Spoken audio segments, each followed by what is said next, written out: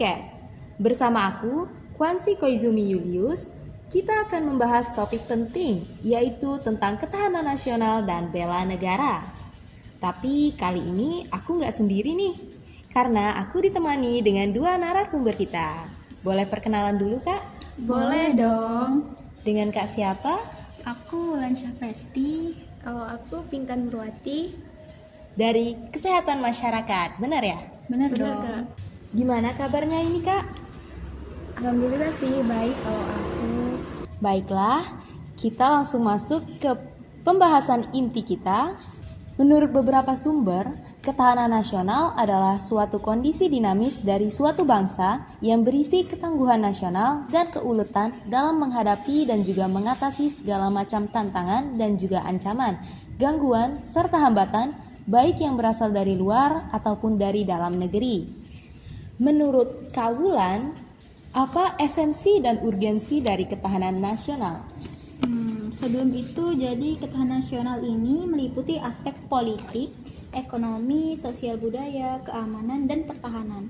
Nah, esensi dari ketahanan nasional adalah menjaga persatuan dalam keberagaman, sehingga setiap elemen masyarakat dapat bersatu dalam menghadapi ancaman yang mengancam negara. Adapun urgensi dari ketahanan nasional meliputi yang pertama ada perlindungan dari ancaman global. Di era globalisasi, tantangan seperti terorisme, perubahan iklim, pandemi, dan konflik internasional membuat ketahanan nasional semakin penting agar negara dapat melindungi warganya dari pengaruh-pengaruh negatif tersebut. Yang kedua ada keamanan dan stabilitas internal. Ketahanan nasional menjaga keamanan dalam negeri sehingga negara terhindar dari kerusuhan sosial atau disintegrasi yang bisa membahayakan stabilitas dan keutuhan bangsa. Yang ketiga ada kemandirian ekonomi dan ketahanan pangan. Dalam menghadapi ketergantungan pada negara lain, ketahanan nasional mendorong kemandirian ekonomi, khususnya dalam ketahanan pangan dan energi, agar negara bisa mengatasi krisis dan mempertahankan kestabilan ekonomi. Yang keempat, ada pengembangan sumber daya. Melalui ketahanan nasional, negara dapat memastikan sumber daya manusia, sumber daya alam, dan modal dapat dimanfaatkan optimal demi kesejahteraan bersama. Nah, gitu, Kak. Lalu bagaimana dengan dinamika ketahanan nasional saat ini? Kalau dinamikanya, globalisasi membawa peluang dan tantangan baru seiring dengan semakin transparannya batas negara dan semakin cepatnya pergerakan informasi, manusia, dan barang. Hal ini meningkatkan interaksi antar negara, namun juga membuka ruang masuknya pengaruh asing yang dapat mengancam stabilitas negara. Teknologi digital berdampak pada berbagai aspek keamanan nasional, mulai dari aspek ekonomi, sosial, dan pertahanan. Teknologi ini dapat memperkuat ketahanan nasional, namun juga membuka pintu terhadap serangan cyber dan serangan yang dapat mengganggu keamanan. Krisis iklim berdampak pada ketersediaan sumber daya alam termasuk air, pangan, dan energi. Hal ini berdampak langsung terhadap stabilitas ekonomi, ketahanan pangan, dan kesejahteraan sosial. Pesatnya pertumbuhan penduduk dan urbanisasi berdampak pada ketahanan nasional, terutama di bidang perekonomian, infrastruktur, dan kesejahteraan masyarakat. Pertumbuhan penduduk yang tidak seimbang dengan kesempatan kerja dan risiko infrastruktur menyebabkan permasalahan sosial. Mungkin itu aja sih, Kak, yang aku tahu. Nah, kalau menurut Kak Pinkan, tantangan dari ketahanan nasional apa aja ini, Kak? Jadi tantangannya yang pertama, ancaman non-militer. Ketahanan nasional kini lebih banyak menghadapi ancaman non-militer seperti pandemi, krisis kesehatan, bencana alam, dan permasalahan lingkungan hidup. Yang kedua, keamanan siber. Serangan siber yang menargetkan infrastruktur penting, data pemerintah, dan sektor ekonomi sedang meningkat. Hal ini mengharuskan negara-negara untuk menunjukkan ketahanan digital yang kuat untuk melindungi data dan informasi yang penting.